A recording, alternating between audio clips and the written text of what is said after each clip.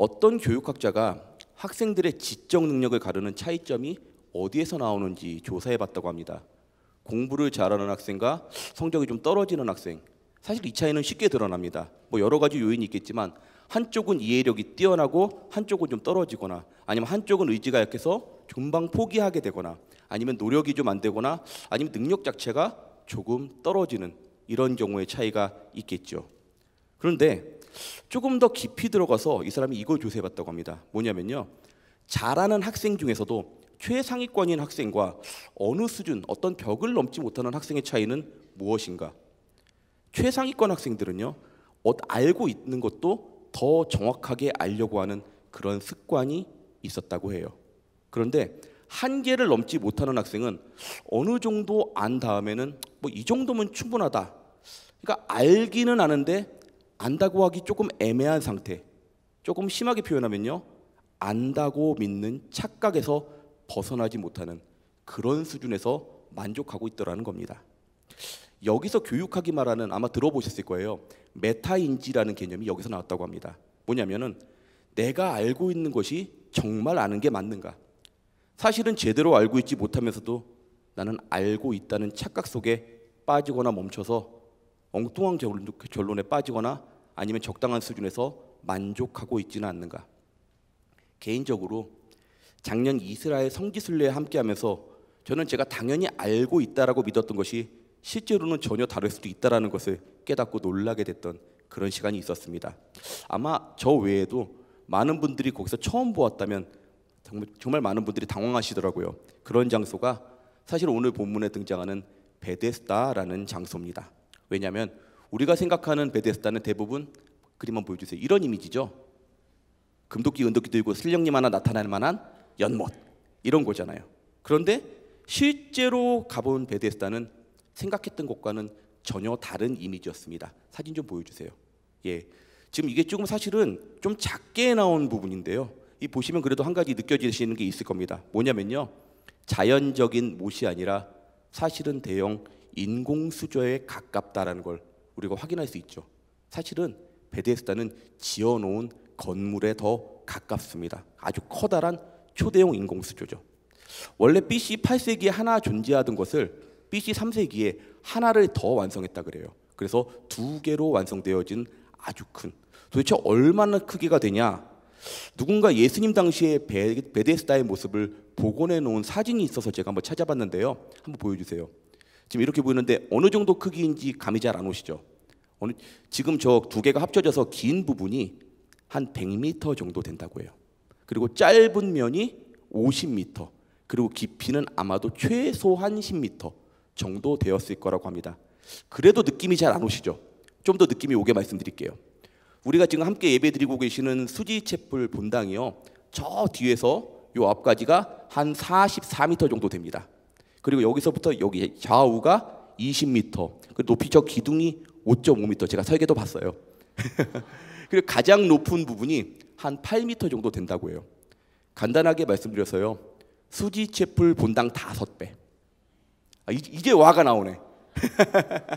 그 정도로 컸다라는 거예요. 그러니까 이걸 보시고요, 저희 같이 가셨던 목사님 한 분이 이렇게 말씀하시더라고요. 여기 뛰어들면 낫는 게 아니라 못 나오겠는데? 농담이 아니라 저도 그런 생각이 들었습니다. 그 정도로 거대한 규모. 사실 아까 본 사진에는 그게 다 나온 것도 아니었어요. 그렇게 거대한 규모였죠. 원래 예루살렘 사람들의 상수원 역할을 차지했을 이 크고 깊은 인공못에 언제부턴가 하나 둘 사람들이 모이더니 바글바글거리기 시작합니다.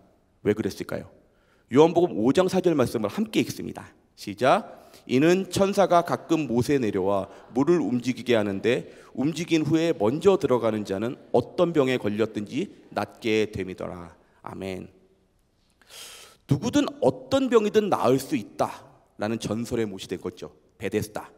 이름 그대로 은혜의 집, 자비의 집.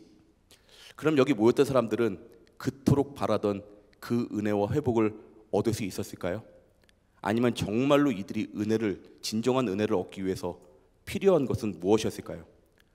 오늘 베데스다의 실제적인 모습을 한번 확인해 보시면서 이 안에서 은혜를 강구하던 그 사람들 한번 우리가 묵상해 보길 소망합니다. 그리고 우리가 정말로 찾아야 될 은혜가 어떤 것인지를 오늘 이 밤 한번 함께 생각해 볼 수 있기를 바랍니다.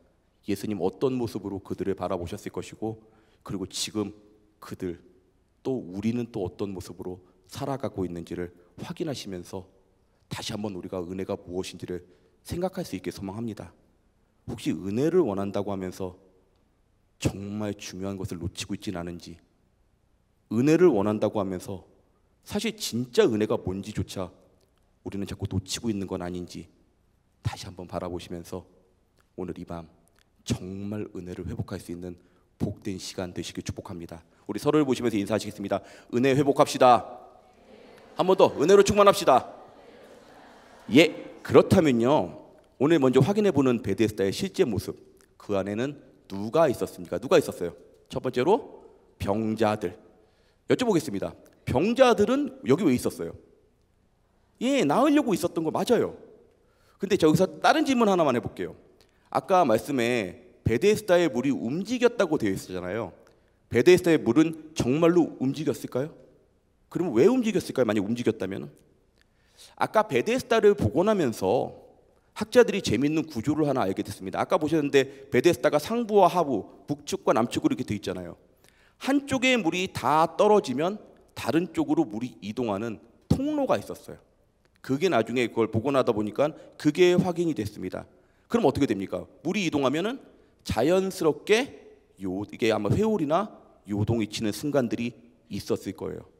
많은 학자들이 사실 이 말씀 속에서 이 모습들을 뭘로 보냐면은 아마도 그때 물이 이동하는 그 모습이 아니었을까라고 추측을 합니다. 그러니까 다시 말씀드리면 이것은 기적이 아니라 뭐예요? 기능이죠, 기능. 그들이 애타게 기다렸던 이 기적은 알고 보면 참 빈약하기 그지없는 토대 위에 있었던 거죠. 그래도 그들의 믿음은, 낫겠다는 그 믿음은 소중한 것 아니냐, 우린 이렇게 말할 수 있죠. 낫겠다는 그 믿음은 얼마나 귀합니까? 그래도 때를 기다리고 있고. 근데 베데스다의 유적을 발견하면서 함께 출토된 많은 것들이 있었는데요. 혹시 한번 보여주시겠습니까? 요 마크 보신 적 있으세요? 요거 어디서 보셨어요? 이 마크 누가 답 말씀하신 것 같은데, 앰뷸런스 맞죠? 앰뷸런스 뒤에 보면 요 마크 있죠. 혹시 이 마크가 무슨 의미인지 알고 계십니까? 요거 모세의 놋뱀 지팡이로 알고 계시는 분들이 있어요. 그게 아니에요. 얼핏 보면 그럴싸해 보이죠? 아니에요.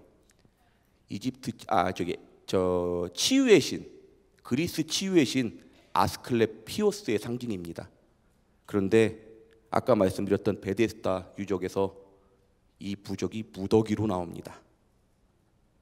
여기에 나중에 아스클레피오스 이 신전이 생긴 것도 원인이지만요, 문제는 이미 예수님 때부터 여기에 아스클레피오스 관련된 여러 가지 이야기들이 돌았다는 거예요. 사람들은 거기서 낫겠다고 병자들이 모여서 한 손에는 거의 미신에 가까운 부적을 들고 한 손에는 물이 동하기만을 기다리면서 동하기만 해봐라, 내가 먼저 뛰어든다, 이러고 눈을 번뜩번뜩거리고 있었던 거예요. 이게 소위 은혜의 집이라는 곳에서 일어나고 있었던 현실입니다. 한번 여쭤볼게요. 저렇게 아까 규모는 말씀드렸죠. 저렇게 커다란 못에 아까 특히 38년 된 병자처럼 몸도 제대로 움직이지 못하는 사람이 1착으로 뛰어들면 어떤 일이 발생할까요? 낫기는커녕 살아남을 수는 있었을까요? 근데 이게 지금 비단 그때의 이야기만인가, 우리는 고민해 보셔야 돼요. 이 시대를 살아가는 우리는 어떻습니까? 뭐 하나 좋아 보이고 뭐 하나 괜찮아 보이고, 좀 싼 표현 하나 씁니다. 뭐 하나 돈 된다 싶으면 어떡합니까? 일단 달려갑니다. 비켜 내가 먼저 가야 돼. 저리 가, 내가 먼저 갈 거야. 내가 요것만 붙잡아 봐라. 내가 1착으로 뛰어들기만 해봐라. 아유, 내 인생도 한 방이야. 인생 한 방. 가끔 저기 남쪽 지역을 신방하다가 보면요, 밤에 이제 올라오게 되는데 길이 좀 많이 막혀요. 특히 민속촌 근처에서. 이 정체가 특히 토요일 근처에 좀 많이 심해집니다. 저는 지방에서 올라오는 차들이 많아서 이게 이런가 보다 했어요. 그런데 그것만이 아니라 거기에는 또 기가 막힌 이유가 하나 있다라는 것을 제가 누군가한테 들어서 알게 됐습니다. 거기 큰 길 옆에 1등이 무려 23회, 근데 제가 확인해 보니까 24회, 한 번 더 늘었어요. 24회 나온 전설의 로또 명당이 있어서 적으시는 거 아니죠 지금? 전설의 로또 명단이 있어서 토요일 저녁만 되면 차들로 장사진을 이룬다고 합니다. 그들은 손에 로또를 쥐고 무슨 생각을 할까요? 저 뒤쪽에서 웅성웅성 하는 거 보니까 알고 있나 봐. 그거 하면 안 돼 그런 거. 로또를 손에 쥐고 무슨 생각을 할까요? 내가 1등만 돼봐라. 내가 요것만 돼봐라. 정말 1등이 될 수 있을지는 모르겠지만 그게 정말 행복이나 은혜를 가져다 줄 수 있습니까? 많은 영혼들은 이 현대가 만들어 놓은 베데스다에서 꿈을 꿉니다. 나도 1등으로만 들어가기만 하면, 나도 저기만 들어가면, 누가 나 조금만 밀어주면 나도 돼. 충분히 돼. 그런 극적인 기적이 찾아오기를, 그런 인생을 살아가고 있는 그런 영혼들 혹시 모르세요? 38년 된 병자도, 지금 이 시대의 많은 사람들도 우리가 정말 베데스다와 많이 다른 그런 세상을 살아가고 있을까요? 근데 여기에는요, 환자들, 병자들만 있는 게 아니었습니다. 또 다른 사람들이 있었어요. 다시 한번 확인해보는 그런 베데스다의 실제 모습. 또 누가 있었어요? 누가 있었냐면요, 제사장과 서기관 그리고 예배를 위해 모였던 많은 사람들이 있었습니다. 아니 이게 무슨 소리죠? 베데스다는 성 안에 존재하고 있었습니다. 그런데 베데스다로 가는 가장 가까운 문은 예루살렘 성벽을 둘러싼 8개의 문 중에 하나인 스데반 문, 사자문이라고 하는 문이었습니다. 그리고 예수님 당시에는 이 문을 다른 이름으로 불렀죠. 양문이라고 불렀습니다. 왜 양문이냐면요, 여기는 성전에서 제물을 바치는 때 그 제물들이 통과하는 그 문이었습니다. 그렇다는 얘기는 무슨 얘기입니까? 가장 성전에서 가까운 문. 모든 8개의 문 중에 유일하게 통행세를 이 문은 안 냅니다. 왜요? 제물을 바치기 위해 들어오는 거잖아요. 그러니까 여기서 세금을 거두면 이중과세죠. 그래서 안 됐습니다. 그런데 대체 성전은 어디에 있었길래? 나중에 제가 확인해보고, 그리고 제가 거기서 직접 보고 가장 놀란 게 그거였어요. 성전은 베데스다 바로 옆에 있었습니다. 정확히는요, 베데스다의 존재 자체 이유가 성전에서 제물을 드리기 위해서 필요한 물을 사용하기 위한 그곳이었어요. 혹시 아까 그림 있으시면 보여주시겠습니까? 예, 저기가 양문이고 저기가 베데스다고 바로 아래 네모나게 보이는 게 저기가 성전이에요. 그래서 베데스다는 또 다른 이름을 갖고 있습니다. 무슨 이름이냐면요, 양의 못. 그러니까 들어오면서 제물을 씻어서 정결하게 해서 가지고 와라. 그렇다는 얘기는 누가 많아요? 계속해서 제물을 가지고 들어오는 사람들이 들락달락. 또 뭐예요? 바로 성전 옆에 있기 때문에 제사장들이 계속해서 들어와요. 그리고 또 더 많은 예배자들과 어쨌든 하나님의 일을 감당한다는 수많은 사람들이 그 안에 있었는데, 지금 베데스다에서 보여지는 이 모습들을 보면서 이걸 멈추는 사람이 한 명이 없었어요. 이 현실에 아무런 관심이 없어요. 지금 성전 바로 옆에 있고, 야 지금 여기가 지금 어떤 자리고, 여기 이거 왜 만들어 놓은 건데 너희들 지금 여기서 뭐 하는 거야? 한 명이 없었어요. 주님은 나의 최고봉이라는 책에서 오스왈드 챔버스는 신앙과 유사해 보이지만 결코 신앙이 될 수 없는 것에 대해서 설명한 적이 있습니다. 뭐냐면요, 한번 따라 하실게요. 자기연민. 예, 자기의 부족함과 곤정을 찾는 그런 것에서는 그 답을 찾는 것은 비슷한데, 자기연민은 이 문제를 내 유익을 채우는 데서 답을 찾기 때문에 이것은 신앙이 될 수 없습니다. 본질적으로 다를 뿐더러 계속해서 이것에 빠져들게 되면은 더 심한 영적인 갈증에 빠져들게 됩니다. 더 어떻게 하면 채워지지? 어떻게 하면 좋아지지? 그렇게 돼버리는 거예요. 제물을 바치고 제사를 드리기 위해서 많은 사람들이 오고 갔는데 정말 그들은 제대로 된 믿음의 삶을 올려드린다고 할 수 있었을까요?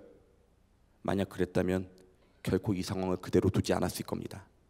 이들이 방황을 하든 우상 숭배를 하든 말든 나는 내 율법 잘 지키고 난 내 제사 잘 지시면 된다는, 제 제사만 잘 드리면 된다는 그 생각. 그래서 은혜의 집에 은혜가 없어요. 다들 아비규환이 돼버렸어요. 어떻게든 나만, 환자들도 똑같습니다. 내가 먼저 제끼고 들어가야 내가 낫지. 저쪽도 마찬가지입니다. 니들은 그러거나 말거나 하나님 나는 내 재물은 보시겠지. 그런데 재밌는 장면이 하나 있습니다. 뭐냐면은 이렇게 관심이 없던 사람들이 베데스다로 갑자기 몰려드는 순간이 있습니다. 9절 말씀에 이렇게 돼 있죠. 그 사람이 곧 나와서 자리를 들고 걸어가니라. 이날은 안식일이니. 안식일에 누군가가 자리를 들고 일어난다는 건 뭐 한 거예요? 일을 했다는 거고 안식일을 범하고 있는 거죠. 즉시 사이렌이 울리고 율법 소대가 출동을 합니다. 그 본문 바로 10절에 그 말씀이 있습니다. 같이 한번 읽겠습니다. 유대인들이 병 나은 사람에게 이르되 안식일인데 내가 자리를 들고 가는 것이 옳지 아니하니라. 무려 38년을 그 자리에서 움직이지 못했던 사람이 움직였는데 관심이 없죠. 수많은 병자들이 서로 제대로 된 이유도 모른 채 서로 들어가려고 아비규환 다툼을 벌이고 있는데, 그리고 우상숭배 손에 들고 아이고 아스플레피오스님 나 좀 이러고 있는데 관심이 없어요. 다만 단 한 가지, 감히 네가 지금 율법을 무시하고 안식일에 일을 해? 자신들이 소화하는 의로움과 권위, 이 율법과 제사, 여기에는 아주 유능한 사람들이지만 괴로워하고 있는 이 영혼들과 이 베데스다 앞에서 벌어지고 있는 이 기가 막힌 참상에는 전혀 관심이 없어요. 그리고 이것을 보고 계실 하나님 앞에는 하나님 마음은 어떠실까? 관심이 없어요. 여쭤봅니다. 이게 진짜 신앙입니까? 아니면 자기 연민이었을까요? 아모스서에서 하나님은 이 문제에 대한 답을 이렇게 내려주십니다. 아모스서 5장 22절 함께 읽습니다. 시작. 너희가 내게 번제나 소제를 드릴지라도 내가 받지 아니할 것이요 너희 살찐 희생의 화목제도 내가 돌아보지 아니하리라. 아멘. 제물을 드린다고 제사고 소리내서 기도하면 그게 예배냐? 너넨 대체 뭐 하려고 그러고 있는 건데? 뭐 때문에? 우리 신앙의 모습은 어떻습니까? 나는 구원받았고 성숙한 성도이며 나는 예배자라고 자부하는데 우리 중심은 정말 나의 유익을 내 주심으로 온전히 벗어나고 있습니까? 우리는 가장 기본적인 신앙의 고백을 예수 그리스도께서 나의 주인이라고 바로 뒤에 있는 침례탕에서 우리는 고백하죠. 예수 그리스도를 구세주요 주인님으로 영접하십니까? 근데 정말 예수님이 우리 주인 맞습니까? 정말 내 유익 다 내려놓고 그래요 예수님이 맞아요. 하나님의 뜻보다 내가 원하는 게 우선이고 바로 옆에 울고짖고 있는 영혼들이 보이지 않으면 이거 정말 신앙인지 자기 연민인지 우리는 고민하지 않으면 안 되는 겁니다. 그리고 여기 베데스다에는 한 분이 더 계세요. 누가 계세요? 이 모든 기가 막힌 모습을 보고 계신 예수님. 제가 베데스다에서 이 모습을 보면서 순간 그 생각이 들었어요. 예수님 이거 보셨을 때 무슨 생각이 드셨을까? 착잡했을 거예요. 바로 앞은 성전이고 여기는 베데스다인데 지금 여기도 이러고 여기도 이러고 도대체 진짜 믿음이 있는 어디 갔어? 어디 간 거야? 하지만 예수님은요 뚜벅뚜벅 앞으로 나아갑니다. 38년 된 병자 앞으로. 왜 하필 그가 택함 받았는지 모르겠습니다. 가장 오래돼서 그랬는지는 모르겠지만 어쨌든 거기서부터 예수님께서는 진짜 은혜가 무엇인지를 말씀하시기 시작합니다. 그들에게 보여주세요. 그렇다면요 은혜의 집이 진정한 은혜로 충만하려면 무엇이 필요한가요? 첫 번째 뭐냐면요 예수님만이 우리 인생의 해답이심을 확신하고 집중하라. 따라합니다. 예수님만이 우리 인생의 해답이심을 확신하고 집중하라. 아멘이세요? 예수님께서 병자에게 뭐라고 물으셨어요? 내가 낫고자 하느냐? 그쵸? 내가 낫고자. 사실은 지금 이 병자가 38년 동안 앉아있는 이유고 이 병자가 갖고 있는 가장 근본적이고 본질적인 부분을 질문하셨어요. 우리로 한다면 이렇게 될 겁니다. 너 정말 네 인생의 답을 찾기를 원하느냐? 그런데 7절 말씀에 이 병자의 답이 기가 막히죠. 요거 한번 같이 한번 읽어보겠습니다. 시작. 병자가 대답하되 주여 물이 움직일 때 나를 못에 넣어주는 사람이 없어. 내가 가는 동안에 다른 사람이 먼저 내려가나이다. 이거 맞는 답이에요? 여기 소리가 있었으면 떼떼 틀렸어요. 이게 아니에요. 그는 지금 나름 자신이 답이라고 붙들었던 것을 놓고 예수님 앞에 그게 안 돼요 라고 한탄을 하고 있는데, 이것은 잘못된 답이죠. 심지어는 이게 이대로 이루어진다면 오히려 자신이 더 위험할 수도 있죠. 왜냐하면 가장 빨리 들어가서 휘말려 버리면 못 나올 수도 있으니까. 그런데 예수님을 만났던 다른 어떤 여인은 이때 정말 제대로 된 답을 말한 적이 있어요. 마가복음 5장 28절 말씀 함께 읽습니다. 시작. 이는 내가 그의 옷에만 손을 대어도 구원을 받으리라 생각함 일러라. 아멘. 오늘 이 자리에 함께 하시는 성도님들, 아마도 각자의 기도 제목들이 있으실 겁니다. 어쩌면 꼭 필요한 무엇인가가 있기 때문에, 정말 중요한 일이 있기 때문에 함께 기도하시는 것, 저도 그 기도가 응답되길 소망합니다. 그리고 소망이 절박하기에 더더욱 그러기를 원하지만, 그러나 이 문제의 본질적 해답이 예수 그리스도 우리 주님이심을 먼저 붙들 수 있는 이 밤 되시기를 축복합니다. 어쩌면 물질이 아른거릴지도 몰라요. 그래도 주님 이거는 좀, 주님 그래도 그 집은 좀 팔려야, 그래도 저놈 새끼 저거 공부 좀 제대로 해야. 아니에요. 정말 중요한 건요, 정말 중요한 건 예수님이에요. 저는 주님을 원합니다. 주님만 계시면 결국 제 문제는 언젠가는 해결될 겁니다. 주님, 저와 함께하여 주옵소서. 주님, 지밤 저를 꼭 만져 주옵소서. 주님으로 절박하세요? 여러분들 주님으로 절박하세요?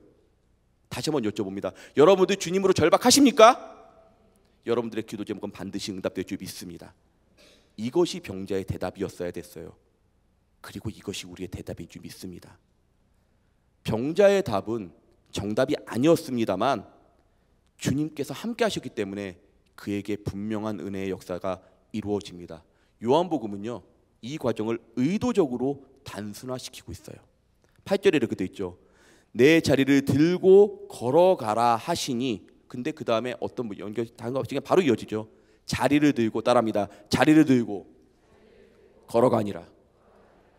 예수님께서 함께 하시면 답이 나온다라는 거예요. 아멘이세요? 예수님께서 함께 하시면 이루어진다라는 겁니다. 어쩌면 우리는 이미 우리에게 다가오신 예수님 앞에 엉뚱한 것을 계속해서 들이대고 있는지 모르겠습니다. 하나님, 이건 꼭 있어야 되는데, 나 이거는 정말 포기 못하겠는데, 하나님 저 이거 안 되면 죽어요, 아시잖아요. 맞아요? 아니에요. 주님밖에 없어요. 정말 주님만 원합니다. 주님이 제 인생의 답입니다. 그렇게 고백하면서 다시 한번 주님으로 충만할 수 있는, 우리 인생의 진짜 은혜가 어디서부터 출발하고 그 은혜의 정체가 무엇인지를 온전하게 고백할 수 있는 이 밤이 되시기를 주님의 이름으로 축복합니다. 그렇다면 두 번째로요, 은혜의 집이 진정한 은혜로 충만해지려면 뭐가 필요합니까? 두 번째로요, 따라하시겠습니다. 자기 연민을 넘어서 하나님의 뜻을 이루는 신앙으로 나아가라. 아멘. 한 영혼을 소중히 여기시는 그 마음을, 이 성전 앞에서 벌어지고 있는 이 모습에 대한 안타까움, 그 예수님의 마음, 하나님의 마음을 조금이라도 알았다면 은혜의 집에 은혜가 실종되는 이런 안타까움은 없었을 텐데, 말씀드렸던 대로 그 많은 예배자 중에 관심이 없어요. 많은 영혼들이 세상 가운데 빠져서 방황하고 맴돌고, 이게 답이겠거니, 이거 있으면 살겠거니 쫓아다니는데, 나도 이거 있으면 괜찮지, 나도 이 사람 눈에만 잘 들면 그럼 나도 괜찮지. 근데 당신에게 정말 필요한 것은 그게 아니에요 라고 말할 수 있는 그 한 사람이 없었어요. 예수님 밖에는.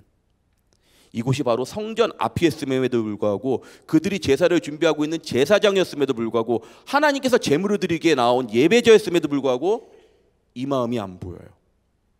예수님은 그 영혼들을 불쌍히 여기시고 그들의 삶의 방향을 바른 길로 인도해 주십니다. 오늘 본문 뒤쪽이지만요, 14절 말씀 한번 같이 한번 읽어보겠습니다. 시작.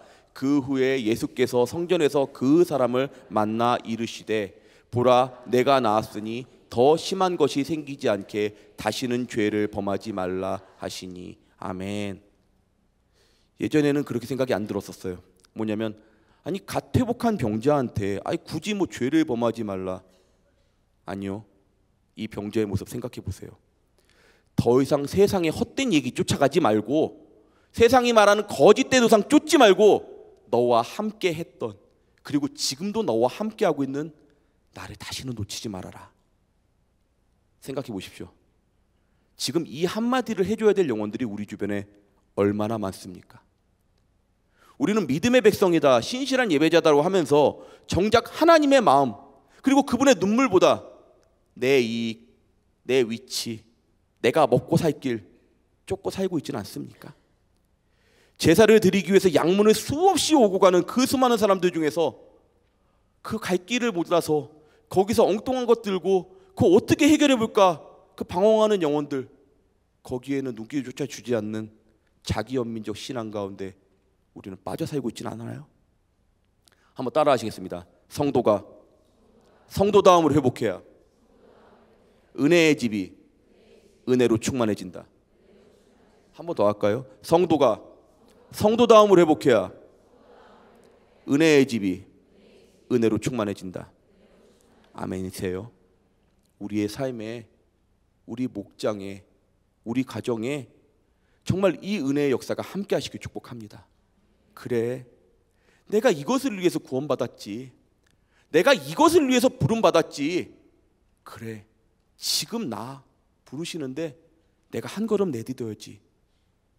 그 일을 감당할 때 우리를 둘러싼 모든 은혜의 자리들이 진정한 은혜로 충만하고 함께하게 될 줄 믿습니다. 예수님은 지금도 그분의 이름을 들고 당신 정말 낫기를 원합니까? 정말 당신 인생의 모든 문제가 해결되길 원합니까? 이 마음을 가지고 세상을 향해 나아가는 그 사람을 찾고 계세요. 그리고 그런 성도들을 통해서 살벌한 세상, 욕망의 우상으로 가득한, 마치 오늘 본문에 있는 이 베데스다와 같은 이 세상이 진정한 은혜의 집으로 바뀌게 되는 줄 믿습니다.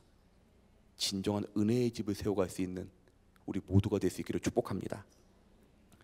제가 아까 이 베데스다 성지 순례를 통해 가게 됐다고 말씀드렸습니다. 작년 2월에 참 감사한 기회로 성지 순례를 가보게 되면서 여러 것을 보면서 여러 생각들, 또 여러 감사한 부분들이 있었는데, 사실은 두바이를 거쳐서 이스라엘로 가는 그 길부터, 비행기부터 사건이 하나 있었습니다. 이게 무슨 사건이냐면요, 원래 이제 이코노미 클래스에서 목사님들끼리 쪼르륵 이렇게 앉도록 되어 있습니다. 근데 이 비행기가 어떻게 되어 있냐면요, 이코노미 클래스가 보통은 2자리, 4자리 이렇게 되는 거고, 이거는 3자리가 되어 있었어요. 한쪽 구석에 3자리 되어 있고.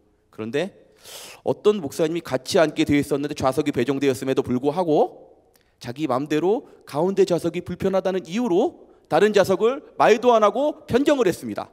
자, 그렇게 되면 가장 난감한 사람은 누구일까요? 창가에 앉은 사람이겠죠. 예, 그게 바로 접니다. 아니, 옮기게 되면은 옮긴다고 얘기는 좀 해줘야지. 중간에 딱 뛰면은 그 좁은 자리에서 이동하기도 불편하고, 2사람을 건너가지고 특히 화장실 갈 때 힘들잖아요.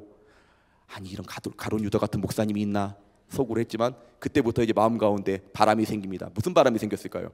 제발 자매만 아니어라. 이게요, 자매가 가운데 끼면 힘듭니다. 왜냐하면 아까도 말씀드렸지만 화장실 한번 갈 때도 민망하고요. 그리고 자리가 좁지 않습니까? 옆에 제발 어떤 일이 발생했을까요? 왜 슬픈 예감은 틀린 적이 없죠? 저쪽에서 자매가 옵니다. 젊은 자매가 이쪽으로. 설마. 네, 언제나 설마는 맞습니다. 그리고 딱 앉으면서 한마디를 하는데 에고, 쌍큐라고 하더라고요. 일본 자매구나. 아이고, 두바이까지 머네. 처음에 그래서 어색함에 이 얘기도 잘 못했어요.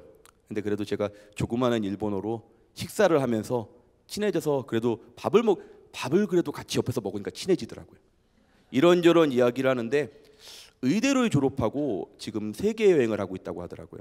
그리고 이제 한국에서 한 3개월 정도 있었는데 이제 우리나라를 거쳐서 로마로 간다. 한국에서 어디가 좋았냐, 어디가 재밌었냐 물어보니까 이런 것 대답을 하고 여러 가지 얘기가 오고 갔는데, 근데 저한테 묻더라고요. 무슨 일을 하냐고. 그래서 말 못할 게 뭐 있습니까? 아랍인들은 조심해야 되는데요, 일본 사람은 괜찮습니다. 그래서 나는 사실은 한국의 교회 목사인데 여기 이번에 성지 순례로 이쪽에서 보면은 같이 있진 않지만 저쪽에도 많이 목사님들 함께 가고 있다라고 했어요. 혹시 교회 가본 적 있어? 라고 물었더니 이 친구가 대부분 일본 사람들이 그렇습니다. 한 번도 없어요. 근데 갑자기 이 친구가 나 딱 보더니 이렇게 묻는 겁니다. 그런데 교회에서는 어떤 걸 배워요? 응? 응? 설마? 우리는 성경을 통해서 하나님의 말씀을 가르치는데, 근데 가장 중요한 것은 복음이라고 하는데, 너 복음 들어봤어? 후꾸엉? 실하나이? 몰라요? 모른다는 거야. 응? 너 혹시 가스페 들어봐? 그거 노래 아니에요? 아, 그게 노래만이 아니야. 너 진짜 복음이 뭔지 이런 건데 한번 들어볼래? 에리라는 친구랑 복음에 대해서 2시간 가까이 얘기를 했어요. 중간중간인데 자리가 그래서 그랬는지 질문도 하면서 생각보다 자세히 듣더라고요. 근데 이 친구도 고민이 있습니다. 의대를 졸업하고 의사가 되긴 하는데 앞으로 어떻게 가야 될까? 또 정말 제대로 될 수 있을까? 고민이 있다고 하더라고요. 죄의 문제, 십자가의 부활의 문제에 대한 얘기를 계속해서 얘기하면서 사실은 저도 정말 오래전에 내가 쓸 일이 있을까? 하면서 싶었던 그 내용들, 근데 그게 사실은 20년 전이었는데 그게 기억이 났어요. 그리고 마지막에 이렇게 물었습니다. 나는 인생의 해답이 예수 그리스도라고 확신한다. 너도 예수님한테 그 답 얻기를 원한다면 내 기도를 한번 따라해보지 않을래?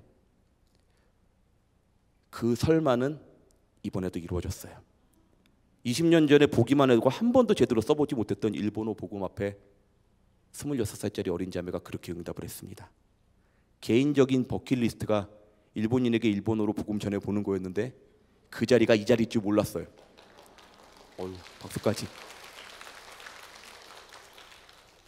저는 9시간 동안 어떻게 하면 비행기를 편하게 타고 갈까를 고민을 했는데 하나님은 다른 계획을 가지고 계셨던 겁니다. 그리고 그 뜻 가운데 아주 조금 순종했을 때 하나님은 이 베데스다와 같은 세상에서 충만한 은혜가 어떻게 이루어지는지를 보여주십니다. 우리는 은혜를 소망하고 기적을 기대해요. 하지만 진정한 은혜와 기적은 결국은 주님께로부터만 얻을 수 있음을 믿습니다. 내 생각, 내 유익, 내 계획을 넘어서 그분의 일을 감당하기를 원하면 그 한 발자국을 내미는 그들을 통해서 은혜의 강물이 흘러가게 될 줄 믿습니다. 벌써 순식간에 4월 됐습니다. 이제 슬슬 시작이 될 때가 됐죠. 뭘까요? 선교 준비, 사역 준비 이미 시작한 지구들도 있습니다. 아유, 먹고 살기 팍팍한데 또 뭘 하라고 또 뭐라고 그러면 어떡하지? 나온 몸 돌보기도 어려운데 어디 또 가래? 시간 어떻게 내라고? 지금 우리에게 필요한 분 누구세요? 예수님 한 분뿐이에요. 우리가 그리고 가야 될 그 영혼들에게 전해줘야 될 것, 예수님 한 분뿐임을 믿습니다.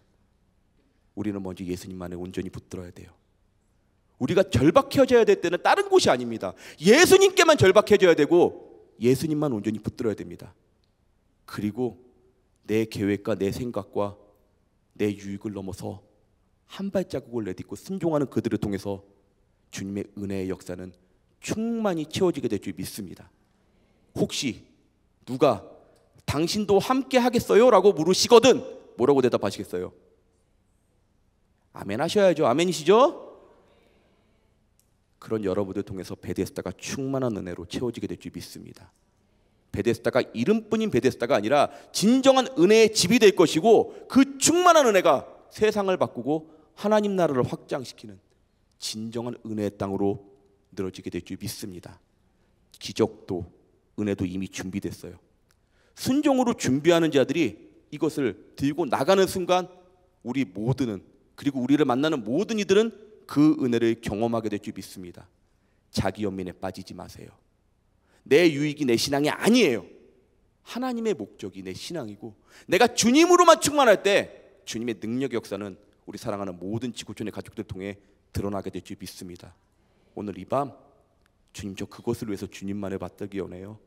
나 오늘 주님으로만 충만하기 원해요. 나 주님으로만 기뻐하기 원해요. 그렇게 고백하면서 다시 한번 우리 삶에 주실 진정한 은혜의 에너지로 충만할 수 있는 복된 우리 모든 지구촌의 가족들 한 분 한 분 되시기를 주님의 이름으로 축복합니다.